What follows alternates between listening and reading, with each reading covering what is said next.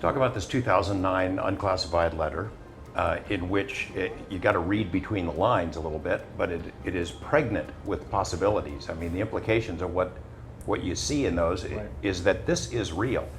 That assessment runs very contrary to the statements that the Pentagon has made, or Pentagon spokespeople have, since you came forward.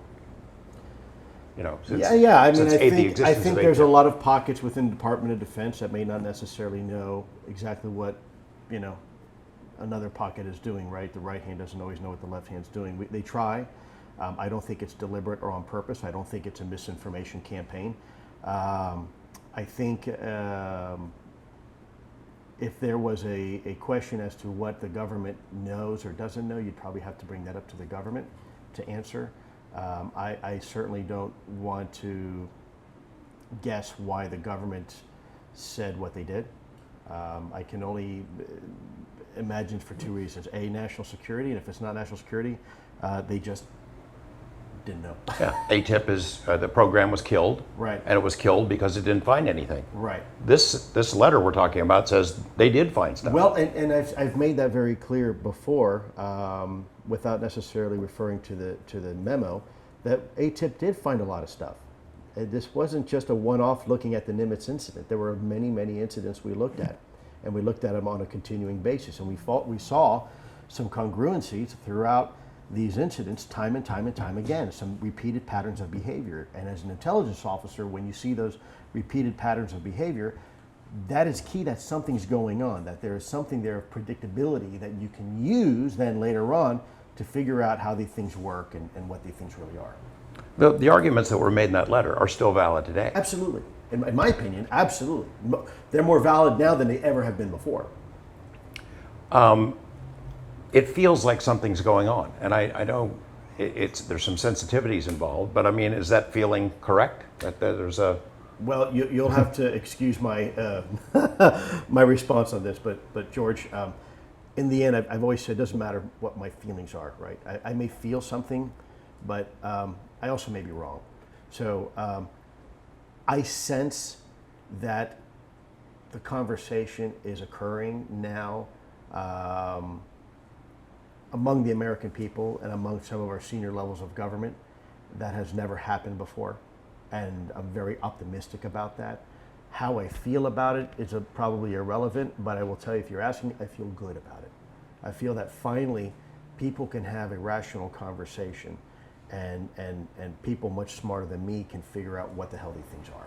Well, the reason you left is because it wasn't getting the attention it deserved, in your opinion. Absolutely. Same argument that this essentially I actually makes. left out of loyalty, not disloyalty, because I love the department and the leadership so much, particularly Secretary Mattis, that there was no other way for me to communicate that these things that we were seeing and experiencing were real, and that they were being collected by not just grandma in the backyard shooting a camera and seeing some lights back there. This is by trained observers flying multi-million-dollar weapon platform systems, sometimes over U.S. cities that we trust to fight and win wars on our behalf. And they're telling you they're seeing something that they don't know what it is.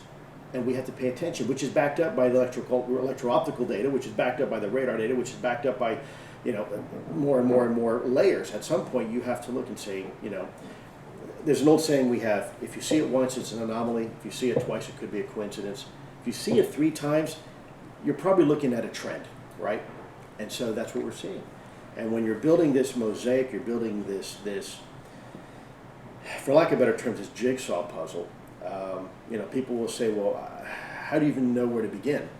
Well, you begin with the first piece, right? You take a 1,000-piece jigsaw puzzle, and I'm not very smart, so I'm not very good at building these things. So what I usually do is take the 4 corners first, and I set those pieces aside, because you can tell what are the 4 corners. Then I take all the pieces that have the straight edge, because I know they're going to be the border, and I set those aside, right? So that's in another little bin. And then what I do is I take all the pieces that are kind of the similar colors, and I'll take those and probably figure they're probably part of the same scene, and I'll set those aside. And before long, my daughter and I went from having a 1,000-piece jumbled mess to now we have 5 or 6 bins that we can say, okay, these are the common pieces that are going to help us now put together the picture. And so very much, I know it's a very poor analogy, but very much that same methodology, we did that with an ATIP. We tried to find those commonalities and bin those in what we now know as the 5 observables, that have come out as the 5 observables, and that has helped us really focus in on collecting the data pieces that are very important, or the pieces of data that we don't have yet. Can you describe, there is confusion about ATIP, ALSAP, BAS, Sure. different acronyms, how that all, you describe your network of guys. Sure. And how that interacted with the others. So, George, understand when we first came out, I was only in charge of ATIP at the time. So it really wasn't up to me to have a big, lengthy discussion about ALSAP before that, Advanced Weapons Special Application Program. But in the end, I knew that information would eventually come out. Enough people are asking the right questions that it would come out. And I want it needs to come out, but it can't come from me. Right. Because that really wasn't, that started before I came on board, and therefore my knowledge of it is a bit limited. So in essence, in 2007, the initial program was called AWSAP program. And it was that name for about 9 months. And that program was later refined. It was a bit of a shotgun approach to the phenomenon. So it included a lot of stuff in this program on trying to figure out how these things fly and where they're coming out of, where they're going, and things like that. When I came into the program, the name had just been changed to AATIP, Advanced Aerospace Threat Identification Program, ATIP. Not Advanced Aviation, Advanced Aerospace. I know people keep saying it's Advanced Aviation. It's not, and eventually that'll come out too, and people will realize that's not the name. It's Advanced Aerospace Threat Identification Program. And so when I came in, the name ATIP had already been issued, and that's what it was being referred to as. Now, whether it was not a nickname or a formal name, it was a formal name for us. It was briefed as ATIP. But if people want to, argue about semantics and they want to say it was a nickname, that's fine. But it wasn't really a nickname, at least not for me and the guys and the gals that were working with me. So it was ATIP, and that's how we briefed it. But anyways, that focus was really on the more of the nuts and bolts, looking at what it is and how does it work, right? And as I've said before many times, that was our focus, and that was ATIP's focus. So we went from a broad kind of spotlight approach to more of a narrowly focused laser approach, trying to figure out pieces of this, because it was just too much of the elephant to eat in one bite, frankly, in my opinion anyways. Could be wrong, but looking at now, hindsight being 2020, the AWSAP program, given the resources, $22 million would never be enough to really follow down each and every rabbit hole to do this conclusively, in my opinion anyways. So it was refocused to ATIP. I took over in 2010. The program continued to go as ATIP. 2012, that initial 5-year funding dried up, so we were issued more funding in 2013, 2014. Unfortunately, the verbiage in the way it was written in the bill, that when it finally came out, another office in the Pentagon took our money that was intended for our office, unfortunately. I won't go into detail what office that was, but the office took it, and we were unable, because nobody was read into the program, to step up and say, hey, that money was intended for us. So the program was indeed intended to be funded well beyond 2012. Interaction between you and your group and the ALSAP Bigelow Bass folks, conversations back and forth? You got a general idea what they're doing. Routinely, Yeah. of course. We didn't do anything without talking to each other. What about Skinwalker Ranch? Did you get reports on that, or can you say? I would prefer to defer that question, if that's okay. Let's do a hypothetical. Sure. The kinds of phenomena that have been described there that were investigated by Bigelow, both as BAS and as NIDS, are confounding in the sense that they never repeat and that same thing doesn't happen again.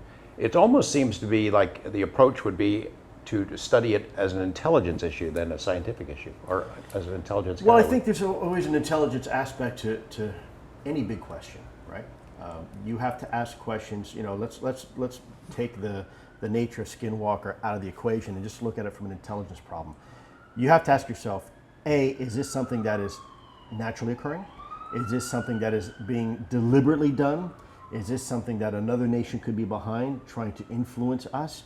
Or is this something that is occurring that is just a natural part of being a human being on this planet, right? And a bunch of other possibilities as well. So we're looking at things through the optic of trying to determine exactly what are these things that are being detected, that are being observed, that are being reported, and is it something that is naturally occurring or not? And when I say naturally occurring, doesn't necessarily mean naturally occurring as part of a weather pattern.